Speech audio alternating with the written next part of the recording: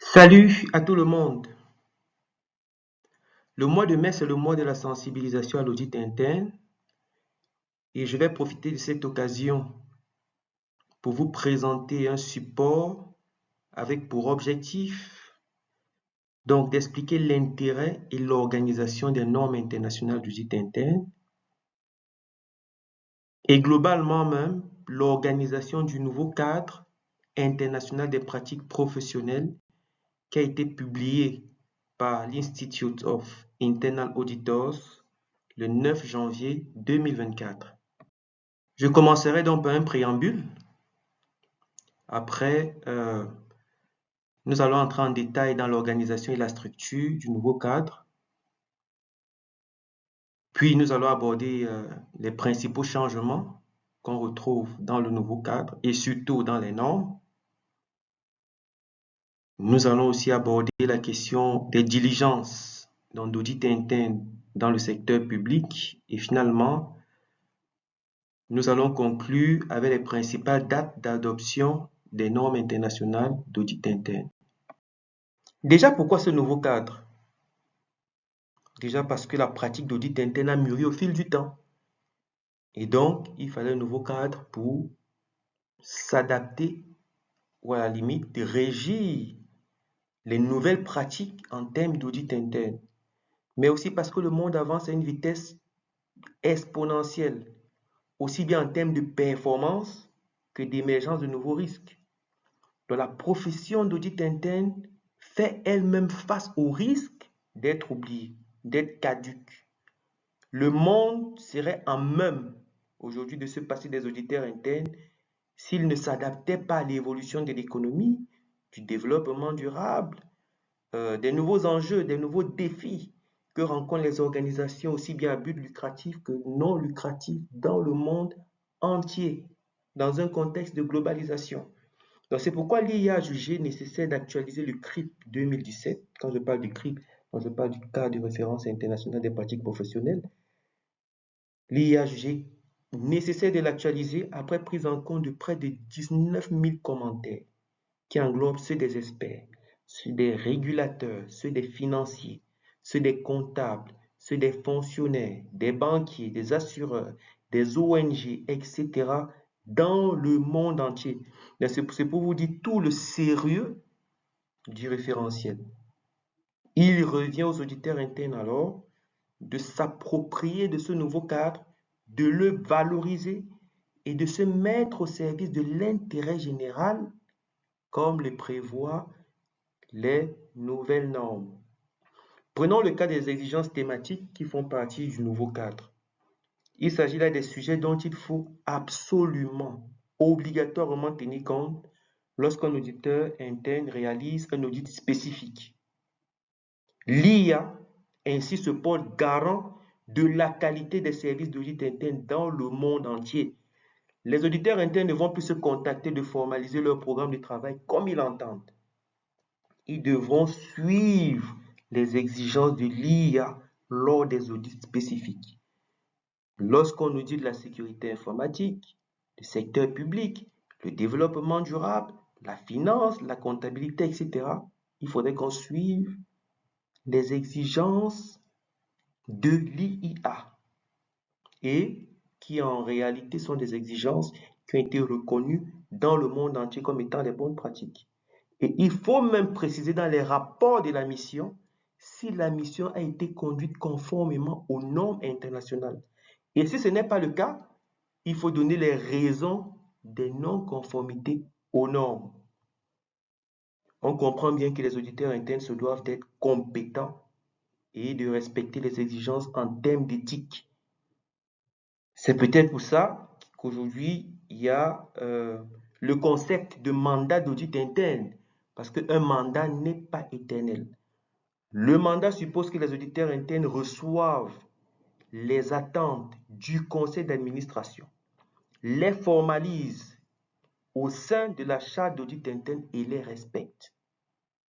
Ils devront s'actualiser, se mettre à jour s'ils veulent répondre au thème du mandat d'audit interne. Alors, comment comprendre l'organisation du nouveau cadre? son organisation, sa structure. On constate que le cadre de 2017 avait 7 blocs, donc qui étaient organisés en disposition obligatoire et en disposition recommandée. Vous voyez tout là, tout à la colonne de gauche, nous avons 7 blocs, mission de l'audit interne, principe de l'audit interne, définition, normes, code de déontologie. Et plus bas, là, on a les lignes directrices de mise en œuvre et puis les lignes directrices complémentaires. Donc, en haut, là, c'était les dispositions obligatoires et plus bas, les dispositions non obligatoires, c'est-à-dire les dispositions recommandées. Donc, on avait 5 dispositions obligatoires et 2 dispositions recommandées. Alors, le cadre de 2024, le nouveau cadre, il n'a que 3 blocs. Le bloc normes internationales d'audit interne. Regardez au milieu, le graphique est tout en bas. Il y a le bloc normes internationales d'audit interne, exigences thématiques et lignes directrices complémentaires. On se rend compte que 6 des 7 éléments qui étaient dans le cadre de 2017 se retrouvent dans un seul bloc, le bloc normes internationales d'audit interne. Donc, mission, définition, principes fondamentaux, code de déontologie, normes et lignes directrices se retrouvent dans un seul bloc. Il y avait même une disposition non obligatoire, une disposition recommandée, ligne directrice de mise en œuvre qui se retrouve maintenant en tant qu'élément obligatoire dans le bloc normes internationales d'audit interne. L'on peut aussi constater que les distinctions qu'il y avait dans le cadre de 2017 en termes de normes de qualification, de fonctionnement et de mise en œuvre, ça a disparu dans le nouveau cadre qu'on appelle normes internationales d'audit interne. La différence entre les missions d'assurance, la différence qui a été évoquée entre les missions d'assurance et les missions de conseil aussi disparaissent dans le bloc normes internationales d'audit interne, même s'il est souvent fait mention. Mais il n'y a plus cette différence-là entre les missions d'assurance et les missions de conseil. Alors, ce qu'on peut aussi constater, on l'a dit en introduction, ce sont les exigences thématiques. Vous voyez où c'est écrit CRIP 2024, 3 blocs. Après les normes internationales, nous avons les exigences thématiques. Ça, c'est un élément nouveau qu'il n'y avait pas dans l'ancien cadre. Comme on le disait tout à l'heure, il s'agit là des obligations dont il faut tenir compte dans la réalisation d'une mission d'audit interne. Donc, ce sont les exigences thématiques. Et enfin, nous avons plus bas les lignes directrices internationales qui sont des dispositions complémentaires. Alors, j'ai mis un code couleur pour qu'on comprenne quelles étaient les dispositions obligatoires dans le cadre 2017 et quelles sont les dispositions obligatoires dans le cadre 2024. Dans le cadre 2017, donc, on avait 7 dispositions, 7 blocs, dont 2 qui étaient recommandés, qui n'étaient pas obligatoires. Dans le nouveau cadre, nous n'avons que 3 dispositions ou 3 blocs, pour dire en termes simples. Donc, 2 qui sont obligatoires, les normes internationales d'audit interne, les exigences thématiques, et puis une qui n'est pas obligatoire, comme c'était le cas dans l'ancien cadre, et ce sont les lignes directrices complémentaires. Alors, allons tout à droite. J'ai tenu à mettre donc cette charte graphique pour qu'il n'y ait pas de confusion entre le cadre et les normes internationales. Les normes internationales ne font que partie de l'un des 3 blocs dans le cadre 2024. Je le rappelle, le cadre, il a 3 blocs, normes internationales, exigences thématiques et lignes directrices internationales. Et donc, le cadre 2024, que j'ai tout à droite, le premier rond là, la première roue, on voit qu'il y a les normes internationales qui ont aussi une organisation. Ça peut prêter à confusion parce que dans les normes internationales, on voit mission, éthique et professionnalisme, gouvernance, etc. Ce ne sont pas des blocs, c'est l'organisation d'un seul bloc qu'on appelle normes internationales de l'audit interne. Nous verrons un exemple détaillé tout à l'heure. Alors l'idée, c'était vraiment de pouvoir créer un lien entre les normes internationales et tous les autres éléments du cadre de référence. On parlait des normes d'un côté, de l'autre côté, dans l'ancien cadre, il y avait les missions, il y avait les principes d'audit interne, etc. Et puis, il fallait réussir à relier les normes avec les principes, avec le code de déontologie et tous ces aspects. C'est pourquoi, comme nous l'avons vu donc, dans la slide précédente, il y a 5 éléments, disons 6 éléments de l'ancien cadre qui se retrouvent dans le nouveau bloc. Alors, dans le nouveau bloc qu'on appelle normes internationales, il y a aussi une autre structuration, une autre organisation. Le bloc normes internationales a 5 domaines. Mission de l'audit interne, donc ça c'est vis-à-vis de l'intérêt général, la conclusion, ou on peut dire aussi l'opinion qu'il faut donner au conseil d'administration, au comité d'audit et des risques, au directeur général, etc. Nous avons un autre domaine, éthique et professionnalisme, qui introduit par exemple la notion de courage, la prise en compte des principes éthiques de l'IA, mais aussi ceux du secteur d'activité dans lequel l'organisation évolue, ceux de l'organisation même. Il y a même la gestion des questions particulières, telles que la réponse qu'il faut donner au non-respect des principes éthiques par un président du conseil d'administration. Comment est-ce qu'il faut gérer ça? En tout cas, vous découvrirez lorsque vous allez lire les normes. Il y a un autre domaine, la gouvernance de la fonction d'audit interne, qui traite des thèmes tels que la relation entre le conseil, le directeur général, le conseil d'administration, le responsable de l'audit interne, qui traite aussi de l'évaluation externe, donc du service d'audit interne. Ensuite, nous avons la gestion de la fonction d'audit interne en respectant par exemple le principe du PDCA, donc planification, réalisation, etc., contrôle, amélioration.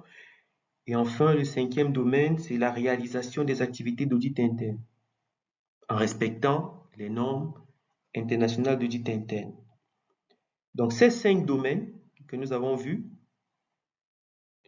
tout à l'heure dans le bloc normes internationales, et on disait qu'il ne faut pas faire la confusion entre le bloc normes internationales et le cadre, parce que les normes internationales ne sont que l'un des blocs du cadre. Ce bloc, la norme internationale, il a 5 domaines, il a 15 principes au total, et ensuite il a 52 sections qu'on appelle aussi normes.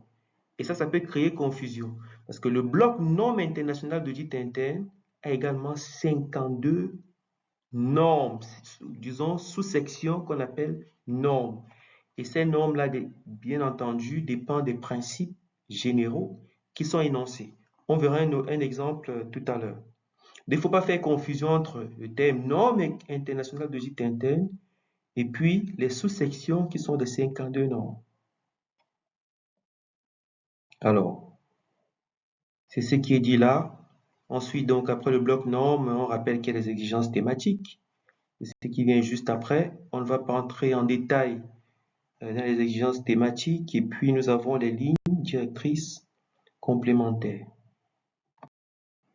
Dans le bloc normes internationales que nous allons détailler, nous le rappelons, il a 5 domaines, 15 principes, 52 normes. Et même à l'intérieur de ces 52 normes, il y a encore une déclinaison. Donc, il y a les exigences qui sont des pratiques obligatoires. Il y a des éléments à prendre en compte pour la mise en œuvre d'une norme, ou du moins des exigences. Les éléments à prendre en compte pour la mise en œuvre des pratiques obligatoires, des exigences. Et là, vous verrez qu'on utilise les termes comme devrait ou pourrait. Mais ça ne veut pas dire que ces éléments-là ne sont pas obligatoires, parce que le bloc normes international est un bloc obligatoire. Même si à l'intérieur, on retrouve des termes devrait ou pourrait. En fait, ce sont des moyens de mise en œuvre qui sont proposés. Mais un service d'audit interne peut démontrer de l'utilisation d'autres moyens pour atteindre les exigences. C'est pourquoi ça reste obligatoire. Donc, nous avons des éléments à prendre en compte. Ensuite, nous avons des éléments de preuve, de mise en œuvre, de la conformité, du respect des exigences. Ce bloc-là se retrouve donc dans le document normes internationales que nous allons présenter par la suite. Donc, le bloc normes internationales que voici est décliné, comme on l'a dit, en domaines. Ici, nous voyons apparaître, c'est un exemple, le domaine 3, gouvernance de la fonction d'audit interne. Le domaine 3, on voit qu'il a 3 principes dont on parlait. Le principe 6, autorité conférée par le conseil. 7, indépendance. 8, surveillance du conseil. Et à l'intérieur de ces principes, il y a des normes dans des sous-sections. Le document normes internationales a également des sous-sections qu'on appelle normes. Nous avons la norme 6.1, mandat, 6.2, charte, 6.3, soutien apporté par le conseil et la direction générale. Ensuite, 7.1, 7.2, 8.1, 8.2 et 8.3. Maintenant, on va voir comment les normes se déclinent en exigences, éléments à prendre en compte pour la mise en œuvre, et ensuite livrables, c'est-à-dire preuves de mise en conformité. Alors, on se retrouve dans le document. Et nous avons pris l'exemple du domaine 3, qui vient juste après le domaine 1 et le domaine 2. Donc là, le domaine 3, c'est gouvernance de la fonction d'audit interne. Nous avons une toute petite présentation, du moins une introduction au domaine 3. Ensuite, nous allons passer au principe. Voilà le principe. Autorité conférée par le conseil. Le conseil définit et approuve le mandat de la fonction d'audit interne et l'accompagne dans l'exercice de celui-ci, etc., etc. Ensuite, on voit la norme 6.1. Nous avons vu en premier lieu le domaine. Là, c'est le principe qui est formulé en termes généraux. Et ensuite, on voit la première norme, par exemple 6.1, mandat de l'audit interne. Cette norme, comme on l'a dit, elle se décline aussi en 3 parties. Donc, les exigences, les éléments à prendre en compte pour la mise en œuvre et enfin, les preuves de conformité. Exigence ici, ce n'est pas exigence thématique. Là aussi, il ne faut pas faire une confusion parce que le glossaire de l'IA, le nouveau glossaire a 32 nouveaux termes. Et il y a 13 de l'ancien glossaire qui ont été exclus. Il y a de nouveaux termes dont il faut maintenant s'approprier pour ne pas faire de confusion. Alors ici, exigence, c'est l'exigence qui est liée à la norme, pas les exigences thématiques qu'on retrouve dans l'un des 3 blocs du cadre. Ici, donc, c'est l'exigence qui est liée à la norme. Le responsable de l'audit interne doit fournir. On voit bien qu'on utilise ici le terme doit fournir. Là, nous sommes dans les exigences. On continue avec les éléments à prendre en compte. Éléments à prendre en compte. Le responsable d'audit interne expose au conseil et à la direction générale les caractéristiques d'une fonction d'audit efficace, etc., etc. Le prochain paragraphe, le responsable de l'audit interne devrait échanger avec le conseil et la direction générale à propos du mandat d'audit interne et des autres éléments clés de l'achat d'audit interne en concentrant son aide sur leur compréhension des points suivants, etc., etc. Donc là, on utilise le terme devrait. Donc c'est une proposition. Ça ne veut pas dire que ce n'est pas obligatoire. Je le rappelle, les normes internationales d'audit interne sont obligatoires. Maintenant, à l'intérieur, il y a des options qui sont offertes. Mais un service d'audit interne peut démontrer la conformité par d'autres options, en présentant d'autres options. Donc voilà, ce sont donc les éléments à prendre en compte donc pour la mise en œuvre. Et enfin, nous avons des exemples de preuves de conformité, des livrables. Qu'est-ce qui prouve que nous avons été conformes? Et l'IA aussi propose Des livrables. Sujet des livrables. Et bien entendu, un service d'audit interne peut présenter d'autres livrables pour démontrer de sa conformité. Alors, quels sont les principaux changements du bloc normes international? Par la suite, donc, nous parlons du bloc normes international, pas du cadre, qui a 3 blocs. Quels sont les principaux changements qu'on retrouve dans le bloc normes internationales? C'est la slide suivante. Alors, nous avons l'honnêteté et le courage professionnel dont doit faire montre des auditeurs internes. Nous avons le signalement donc des comportements non éthiques, nous avons le scepticisme professionnel, y compris la nécessité de faire preuve de courage. Nous avons la protection de l'information par les personnes qui assistent donc les fonctions d'audit interne. Nous avons les questions de compétences des audits internes, de formation continue des CIA, des auditeurs internes certifiés, la qualification du responsable de l'audit interne. Je l'ai rappelé que l'audit interne est aujourd'hui soumis à un mandat. Ça veut dire que comme un administrateur, comme les commissaires aux comptes, il a son mandat. Et il se pourrait même que ce mandat soit temporel. C'est pourquoi les exigences en termes de qualification, de formation sont strictes et doivent même répondre aux exigences des normes internationales d'audit interne. Par exemple, en termes de compréhension des missions d'audit, en termes de réalisation, en termes de respect des exigences thématiques. Nous avons la formation et la fidélisation des compétences, de la rétention des compétences au sein du service d'audit interne.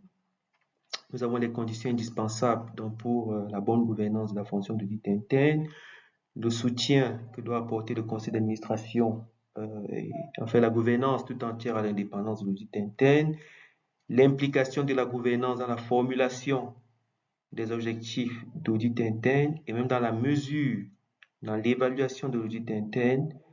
Nous avons l'évaluation externe de l'audit interne. Comme élément, il y a des éléments nouveaux dans l'évaluation de l'audit interne et également des éléments nouveaux qui sont évoqués en termes de coordination avec les autres fonctions d'assurance. Nous continuons donc avec les éléments nouveaux. Donc, nous avons la conformité des méthodologies de l'audit interne. Aujourd'hui, on ne parle plus juste de politique et procédure, on parle de méthodologie. Nous avons l'exigence de formaliser une stratégie. Aujourd'hui, l'audit interne doit avoir une stratégie et cette stratégie doit être formalisée. Il y a des exigences donc, qui sont liées à la formalisation des méthodologies de pilotage, la gestion des désaccords sur les recommandations, dans la mise en œuvre des recommandations avec les clients de la mission, la gestion des ressources financières et technologiques, la collaboration entre le service d'audit interne et les fonctions IT et sécurité. Vous voyez que certains de ces éléments étaient dans des livres de formation, mais deviennent des exigences. Ce n'est plus des aspects recommandés ou dont on peut tenir compte. Ça devient des exigences contenues dans des normes internationales d'audit interne. Nous avons également donc la relation avec les parties prenantes clés. Ça, c'est également un aspect qui est obligatoire et la stratégie, la méthodologie pour gérer cette relation doit être formalisée. Nous avons donc de nouvelles attentes en termes de communication des résultats, de gestion des désaccords pendant la mission, d'évaluation et de communication des constats significatifs, etc., etc. En tout cas, vous aurez beaucoup plus de détails sur le site d'ELIR. Maintenant, je voudrais qu'on parle donc de l'audit interne dans le secteur public. Alors, l'application des normes internationales dans le secteur public. Lorsqu'on lit ce dernier chapitre dans des normes internationales, il y a des questions qui sont soulevées. Par exemple, le cadre légal et réglementaire. L'audit interne dans le secteur public peut être régi par des lois et des règlements spécifiques. Par exemple, le responsable de l'audit interne peut être nommé, peut être élu pas nommé en fait. Il peut être élu, il peut être voté et pas nommé, comme dans le cadre du secteur privé. On peut voter le responsable de l'audit interne, donc ça peut être une spécificité. Il y a la question de l'indépendance du comité d'audit et du rattachement du responsable de l'audit interne. Il est encouragé de mettre en place un comité d'audit composé de personnalités extérieures qui sont indépendantes de la direction. Le conseil d'administration, et précisément le comité d'audit, peut ne pas faire partie de l'organe exécutif, mais plutôt des organes judiciaires et législatifs. Alors, ce n'est pas une exigence, parce que le comité d'audit peut aussi faire partie de l'organe exécutif, mais être composé d'administrateurs qui sont indépendants. Mais il peut aussi arriver que le comité d'audit de l'administration dont dépend ou bien à laquelle est rattaché l'audit interne ne fasse pas partie du pouvoir exécutif, mais se retrouve dans le pouvoir législatif ou dans le pouvoir judiciaire. Donc l'audit interne peut être amené à rendre compte à des instances qui ne font pas partie du pouvoir exécutif en vertu du principe de séparation de pouvoir. C'est une possibilité, mais pas une exigence, si on peut dire ainsi. Il y a la question de l'interdépendance dans les entités, parce qu'on peut avoir l'audit interne, par exemple, au sein d'un ministère, et puis des audits internes au sein des directions générales rattachées à ce ministère. Il peut se poser la question de l'indépendance des fonctions d'audit interne au sein du secteur public ou au sein d'un même pouvoir, par exemple le pouvoir exécutif. Budget et financement, le budget de l'audit interne peut ne pas dépendre de l'organe dont il dépend. Ça veut dire que s'il est dans l'organe exécutif, peut-être le budget qui est soumis à vote ne dépend pas de l'organe exécutif, mais d'un autre organe, peut-être de l'organe législatif. Le financement de l'audit interne aussi peut être soumis à vote. Ça peut être un budget, un vote, voilà pour le budget de fonctionnement de l'audit interne. Enfin, l'ouverture au public, les auditeurs internes peuvent être amenés à tenir compte des apports du grand public lors de la planification et de la réalisation de leur mission. Ils peuvent même être amenés à rendre compte de leurs travaux au grand public. Donc voilà autant de spécificités. Rappelons même que chacun de ces organes, exécutifs, législatifs, judiciaires, a également son dispositif de contrôle interne. Ils peuvent même avoir leur propre fonction d'audit interne au comité d'audit et des risques. Donc, il y a tellement de spécificités et de rattachements dont il faut tenir compte dans le secteur public. Alors, quelles sont les questions qui se posent indirectement dans notre contexte? À la lecture donc de ce dernier chapitre des normes internationales, quels sont les niveaux de contrôle interne au niveau du pouvoir exécutif? Peut-être il y a des contrôles permanents, des inspections, des audits dans les directions et les ministères. Quels sont les contrôles externes au niveau des pouvoirs législatifs et judiciaires? Contrôle parlementaire au niveau de l'Assemblée nationale et du Sénat, contrôle juridictionnel dans les tribunaux, contrôle par les organismes de régulation, Cour des comptes, Conseil constitutionnel, tribunaux, etc.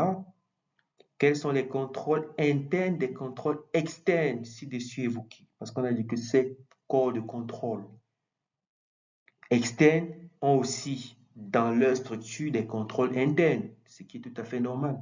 Quels sont donc ces contrôles?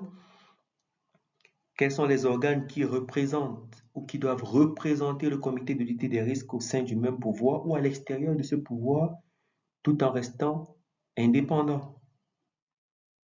Comment identifier les risques au sein du secteur public et mettre en place une assurance combinée pour maîtriser les différents risques identifiés?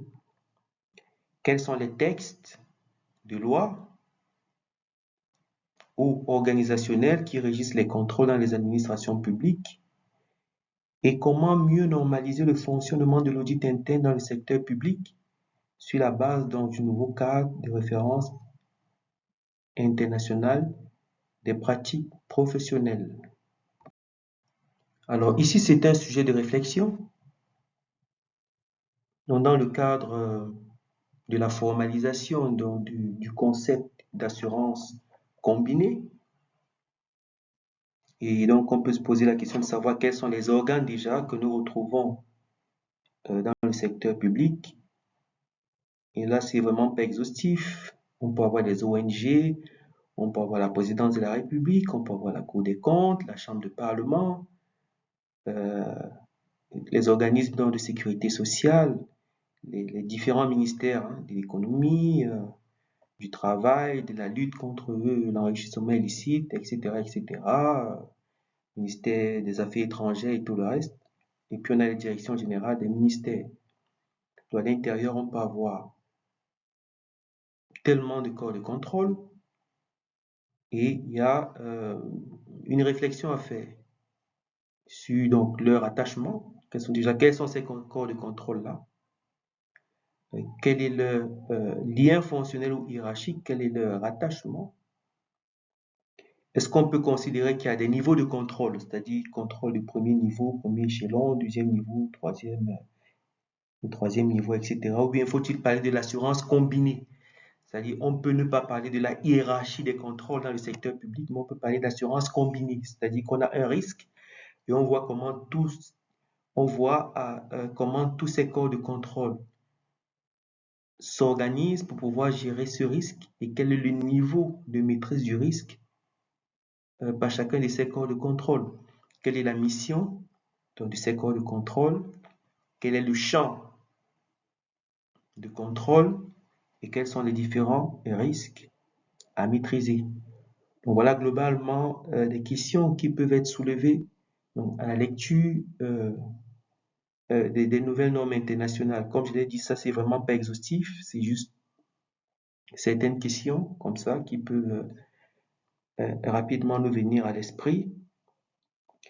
Et nous allons maintenant conclure donc avec les nouvelles dates pour l'adoption des normes internationales. Alors ici, ce sont les principales dates qui seront évoquées. Et il y a plusieurs autres dates, mais elles sont vraiment les principales dates. Dans la publication des nouvelles normes, de la nouvelle version donc des normes, c'était le 9 janvier 2024, il y a quelques mois. Il y a environ 4 mois, nous sommes à la fin du 5e mois. Nous avons l'entrée en vigueur de la nouvelle version des normes qui sera le 9 janvier 2025.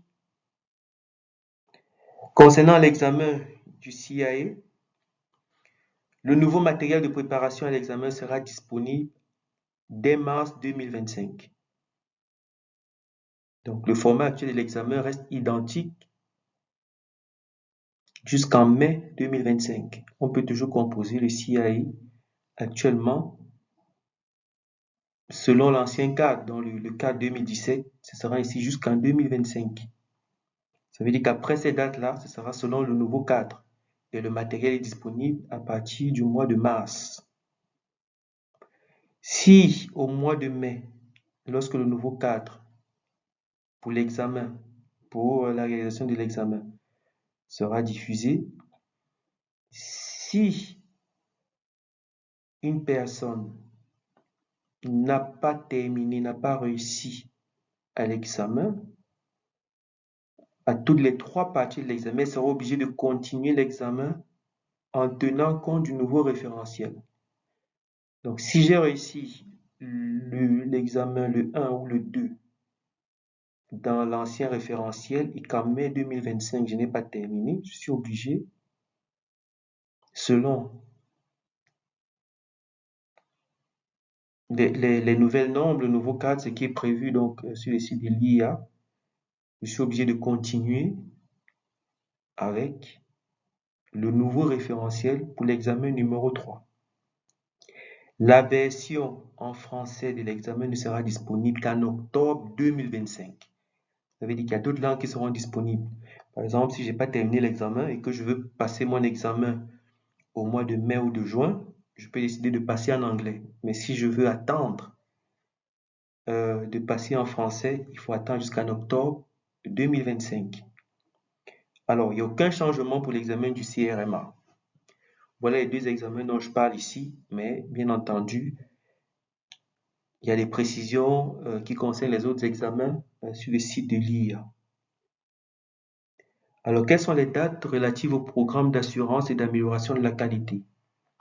Si un service d'audit interne veut réaliser une évaluation externe et interne même, sur cette année 2024, dans l'année en cours, l'évaluation devra se faire sur la base du cadre 2017, pas du cadre 2024, du cadre 2017. Mais sauf que cette évaluation devra préciser quels sont les écarts par rapport au cadre de 2024. Donc si aujourd'hui je décide de faire évaluer mon service d'audit interne, même si c'est une auto-évaluation, c'est toujours par rapport au cadre 2017. Mais sauf que dans l'évaluation, je dois préciser quels sont les écarts par rapport au nouveau référentiel de 2024.